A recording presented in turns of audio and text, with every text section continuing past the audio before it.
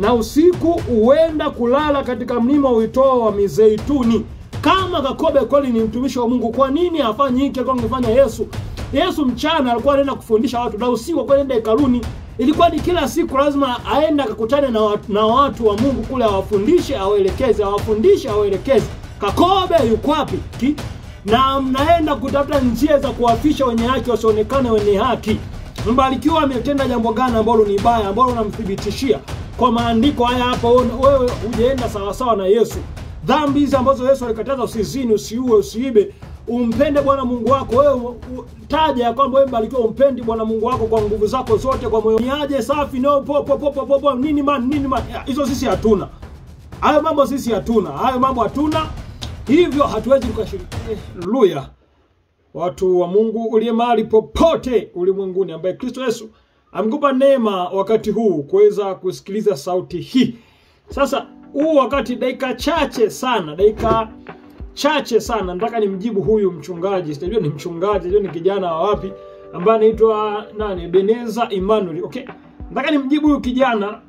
Ameongea baadhi ya pointi fulani hivi. Sijajua sana. Anaonekana ametoka Misri juzi hivi.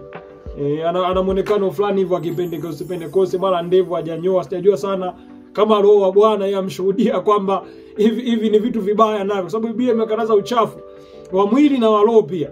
Sasa ndevu wote tunazo, lakini sijajua kwa nini za kwake ameamua ziache. Bora kuziacha afu zikawa safi, lakini sasa ameziacha ziko alafu mahali fulani hao, sasa tuachane naye. Sasa nataka niongee pointi moja. Ameongea pointi kama 5 kama sio 6 ambazo nimezinoti hapa haraka. Pointi ya kwanza amesema ya kwamba mchungaji wetu, mchungaji Mbarikiwa Kipesile, pamoja na sisi ambao tuko naye tunafuatilia maisha ya watu. Hiyo moja. Lakini kitu cha pili amesema ya kwamba mchungaji wetu anaongelea watu, anafuatilia watu, anaongelea watu, akamtaja kama Askofu Yakobo. Lakini pia anasema ya kwamba tumepatwa na mabaya kwa sababu tunafuatilia vitu vya watu. Okay?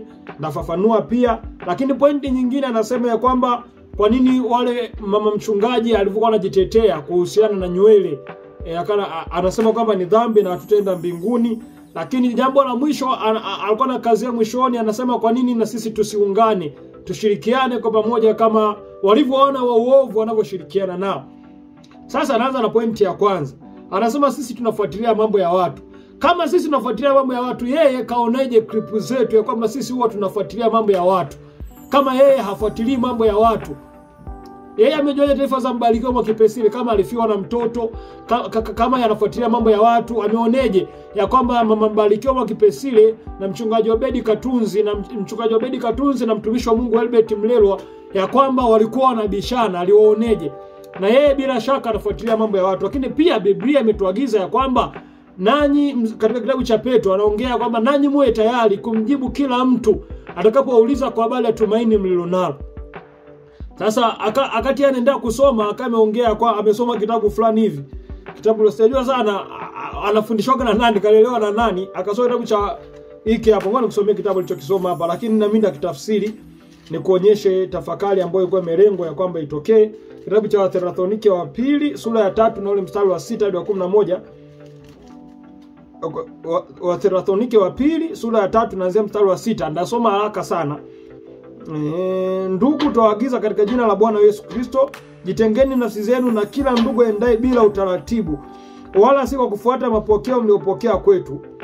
Mwajua wenyewe jinsi ilivyotupasa iwapasavyo kutufuata, kwa sababu hatukwenda bila utaratibu kwenu, wala hatukula chakula cha mtu yeyote bure, bali kwa tabu na masumbufu usiku na mchana tulitenda kazi, ili tusimlemee mtu wa kwenu awaye yoyote. Si kwamba hatuna amri, lakini makusudi tufanye nafsi zetu kuwa kielelezo kwenu, mtufuate. Kwa kuwa hata wakati ule tulipokuwa kwenu tuliagiza neno hili, ya kwamba ikiwa mtu hataki kufanya kazi, basi asile chakula. Maana yeye akasoma huu mstari sasa na kusomea wa 11. Anasema hivi: maana twasikia kwamba wako watu kwenu waendao bila utaratibu, hawana shughuli zao wenyewe, lakini wanajishughulisha na mambo ya watu wengine. Mimi naendelea kusoma sasa mstari wa 12. Anasema hivi: basi twaagiza hao wanaoenda bila utaratibu hao, twaagiza hao na kuwaonya katika Bwana Yesu Kristo, watende kazi kwa utulivu na kula chakula chao wenyewe, ndicho walichokuwa wamekilenga. Umesikia wewe Ebeneza Emmanuel, ya kwamba haikulenga kwamba waenda utaratibu kuongea ubaya wa mtu anaofanya na kuukemea, kuuelekeza, kuunyosha, kuufafanua. Muda wangu ni mchache, lakini ningekusomea kitabu ambacho Petro alikutana na yule Simoni ambaye alimwambia, na mimi nipe nikupatie fedha unipatie kipawa cha Roho Mtakatifu. Simoni akaanza kumwelekeza, akuacha ubaya unaendelea. Mtu mwenye tafsiri mbaya anaendelea kupata nafasi kwenye jamii, akumwacha huyo mtu aendelee kupata nafasi. Kwa sababu hata ukimwangalia Yesu wakati anabishana na wale Wayahudi, unamwambia wewe una mapepo. Tunajua unatoa mapepo kwa nguvu za mapepo wengine. Yesu hakuacha kujiendelea kujieleza kwamba mnaniaibisha, mimi siko hivyo, mimi sina mapepo. Mngekuwa nyinyi wa Ibrahimu, mngekuwa mnayatenda mambo yake. Yesu alikuwa ananyosha, alikuwa anaelekeza, alikuwa anafafanua, anajitetea. Sasa huko uwezo ukawa mtu wa Mungu ushughulishi na mambo ya watu wengine. Ona maagizo haya kwenye kitabu cha Isaya 58. Sasa tajua vijana wanatokeaga wapi? Ni vipandikizi fulani hivi ambao wanakuwa wamewekwa na makusudi fulani ya watu waovu kwa ajili ya kukamilisha mipango yao mibaya. Tanisamee kidogo. Isaya 58 anasema hivi: piga kelele usiache, paza sauti yako kama tarumbeta, uwahubiri watu wangu kosa lao na nyumba ya Yakobo dhambi zao. Wahubiri watu wangu makosa yao, yani uyafuatilie kwamba yule na yule ni mzinzi, yule wamposa amemtangaza mke wake kaoa lini. Fuatilia, na anachomaanisha kwamba fuatilia maisha yao, fuatilia njia zao zote, ukahubiri makosa yao. Muda wangu naona unanitupa mkono. Nenda pointi ya pili, anasema hivi: alimsema Yakobo kwamba anajifungia ndani. Ndio aliongea na nia yake kuongea, na nia yetu pia kuuliza ya kwamba Yakobo yuko wapi? Kwa nini siku nyingi zinapita naonekani? Kwa sababu tunamsoma Yesu hivi kwa katika kitabu cha Luka 21 mstari wa 37 anasema hivi: basi kila mchana alikuwa akifundisha hekaluni, na usiku huenda kulala katika mlima uitoo wa Mizeituni. Kama Yakobo kweli ni mtumishi wa Mungu, kwa nini afanye hiki alikuwa angefanya Yesu? Yesu mchana alikuwa anaenda kufundisha watu, na usiku alikuwa anaenda hekaluni. Ilikuwa ni kila siku lazima aende akakutane na watu wa Mungu kule, awafundishe, awaelekeze. Yakobo yuko wapi? Yesu alikuwa anapatikana mchana anapatikana sokoni, usiku anapatikana mlima wa Mizeituni. Kule anaenda kuomba, kutengeneza roho yake na kuishikamanisha na Mungu. Yakobo yuko wapi? Saizi ni miaka inaenda hatumuoni. Sasa ukasema wewe ya kwamba mliongea watumishi wa Mungu ndio maana mkapatwa na mabaya, mkafiwa na ndugu yenu. Sasa sikia, yule watu wabaya ndivyo siku zote mlivyo. Watu nyinyi, wewe Ebeneza Emmanuel, tunajua ya kwamba wewe ni kipandikiza shetani. Kwa sababu sisi tunasoma maandiko hivi na tunajua na ndivyo mlivyo watu waovu. Ya kwamba nyinyi watu waovu huwa mnakusanyikana, mnaonekana kana kwamba na nyinyi mmekuja kwetu lakini sio wa kwetu. Ndio maana mnaongea maneno ya ovyo kama hayo ili mdhihirike ya kwamba nyinyi sio wa kwetu. Mngekuwa wa kwetu mngebaki kwetu. Sikia katika kitabu cha Zaburi anasema hivi, Zaburi ile 37, Zaburi 37 nikusomea hapa ujioni hapa. Nyinyi watu wenye milomo mibaya mlivyo. Aya 37:12 anasema hivi: asiye haki uinua mabaya juu ya mwenye haki na kumsagia mweno. Bwana atamcheka maana ameona kwamba usiku yake imekuja. Wasio haki wamefuta upanga na kupinda uta, wamwangushe chini masikini na mhitaji. Na ukia mstari wa 30 na ngapi? Wa 32. Anasema mtu asiye haki umvizia mwenye haki na kutafuta jinsi ya kumfisha. Ndivyo mlivyo nyewe watu waovu. Huwa mnawatafuta watu wenye haki na mnaenda kutafuta njia za kuwafisha wenye haki wasionekane wenye haki. Mbarikiwa ametenda jambo gani ambalo ni baya, ambalo unamthibitishia kwa maandiko haya hapa? Wewe hujaenda sawa sawa na Yesu. Dhambi hizi ambazo Yesu alikataza, usizini, usiue, usiibe, umpende Bwana Mungu wako. Wewe taja ya kwamba wewe mbarikiwa umpendi Bwana Mungu wako kwa nguvu zako zote, kwa moyo wako wote. Sema wapi ambapo amemlemea mtu, amemhitaji mtu, amemwekea mtu mamichango, masadaka ambayo yanaminya mtu, anamkandamiza mtu. Nyie ndio nyinyi watu mikatili. Kama ni michungaji, ni watu ambao kanisani mweka mamichango mingi, masadaka mengi, mpaka watu wanaogopa kuja kanisani. Lakini watu wenye haki ni watu ambao Nyie watu wabaya huwa mnakaa kwenye kona mnawavizia ili muwafishe. Na tunajua kwamba ule ubaya ambao ulimpata ule mtoto ni mipango, kwa sababu Mungu hachukui watu wenye haki. Mungu hayuko hivyo. Mungu hachukui watu wasio na hatia. Mungu anachukua watu wenye hatia, kwa sababu watu huwa wanapata matunda ya alichokifanya. Na hata siku ya mwisho ndicho atakachokuwa. Mtoto hata tena atabeba tena dhambi ya baba. Hiyo kwenye Agano Jipya haipo. Mtoto hawezi kabeba dhambi ya baba, mama hawezi kabeba dhambi ya baba. Kila mtu ataubeba mzigo wake mwenyewe. Ndivyo Biblia inavyoagiza. Hivyo tunajua kwamba yule mtoto wenyewe mlimuua kwa mipango yenu na makusudi yenu wenyewe. Kwa sababu mwana, Biblia kwenye Agano Jipya haipo. Mwana hawezi kabeba tena mzigo wa baba. Hiyo haipo kwenye Agano Jipya, haipo. Kila mtu ataubeba mzigo wake mwenyewe. Ndio maana kwenye kitabu cha Ufunuo anasema ndipo nikaona ya kwamba mstari wafu wakubwa na wadogo wamepanga wanaelekea kwenye kiti cha hukumu. Maana kila mtu atakuwa anaenda na mzigo wake. Hamna mmoja atabeba mzigo wa mwenzake kama huu mzigo ni wa babangu mimi naenda nao.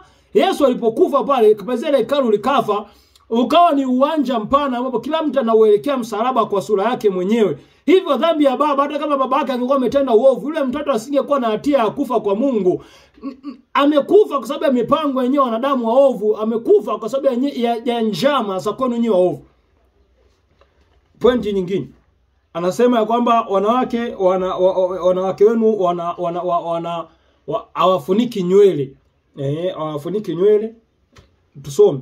Kama huyu jamani kama na matatizo fulani hivi ya akili, ni kama kichwani hayuko sawa hivi. Ukimwangalia sura yake tu, appearance wewe iangalie tu anavyoonekana mandevu yale manywele. Anaonekana tu kichwani fulani hivi kuna some screws ya missing. Kuna some screws are missing mule. Yaani kuna screws hazipo sawa zilizoshikilia ufahamu. Nikusomee maandiko haya afu uje umuone jamaa alivyotaila. Na some kitabu alichokisoma pale aliposoma. Mimi somi pengine pale aliposoma na kusomea. Wakorintho wa kwanza 11 naanzia mstari wa 13 anasema hivi: je, inampendeza mwanamke aombe Mungu asipofunika kichwa? Hilo ni swali. Paulo anauliza, je, inampendeza mwanamke amuombe Mungu asipofunika kichwa? Swali, kiulizo. Soma kiulizo hapo, kiulizo. Kama Biblia yako ina kiulizo itakuwa na shida. Ina kiulizo, inampendeza mwanamke amuombe Mungu bila kufunika kichwa? Kiulizo ni swali. 14 anasema je, hayo maumbile yenyewe hawafundishi ya kwamba mwanamume akiwa na nywele ndefu ni aibu kwake? Ni swali pia anauliza. Wewe Beneza Imanu, hapo ulipo na nywele ndefu. Nywele ndefu unazo hapo, nywele ndefu mwanamume, hiyo ni aibu nayo. Paulo ameongelea kwamba hiyo ni aibu nayo. Hizo nywele ndefu hizo ameziongelea kwamba nazo ni aibu. Hasa nenda mstari wa 15 anasema hivi 15 sasa.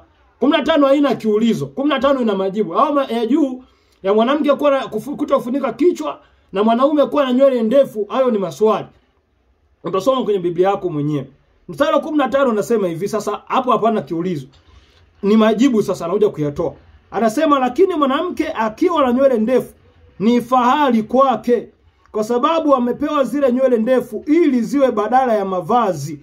Lakini mtu yote akitaka kuleta fitina, sisi hatuna desturi kama hiyo, wala makanisa ya Mungu hayana desturi kama hizo ambazo wenyewe mnatuletea za kufunika kichwa.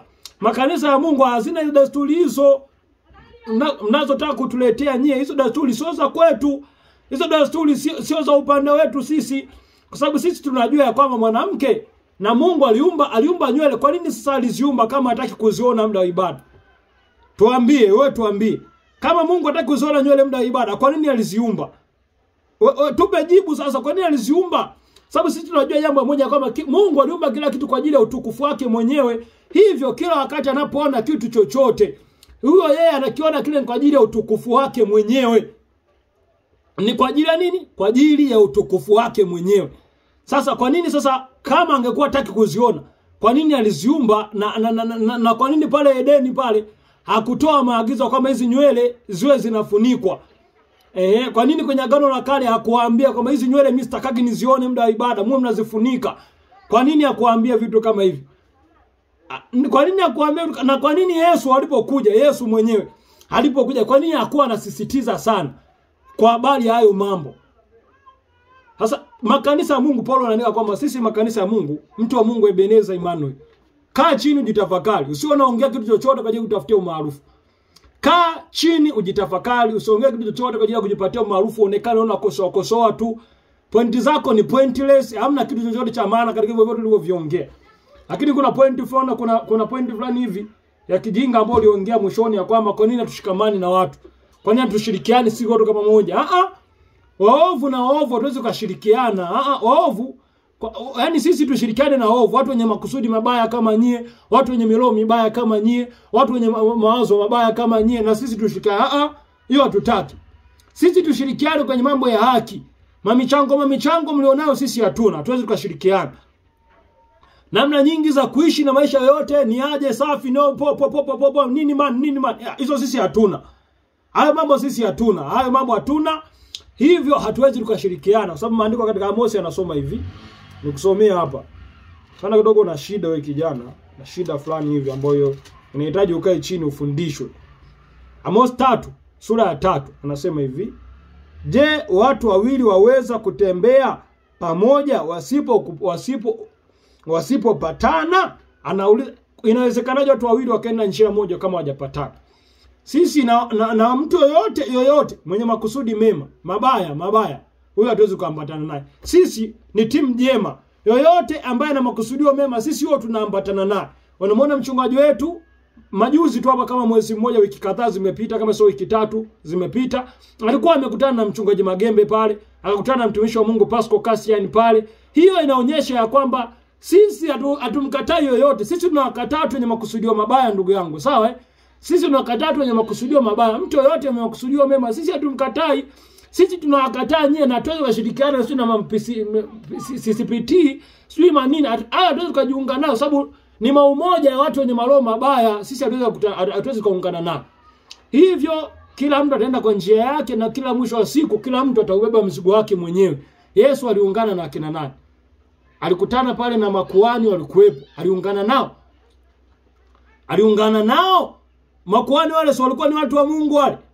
Kwa nini hakuungana nao? Makusudi waliokuwa nayo ni makusudi maovu. Mtu wa Mungu, hii ni sauti ya mtoto wa mtu aliyekutoa gerezani, ya kwamba nyesheni njia ya Bwana, nyesheni mapito yake, kwa maana mwana wa Adam yu karibu kuja. Tazama, hii ndio maana ya neno Maranatha.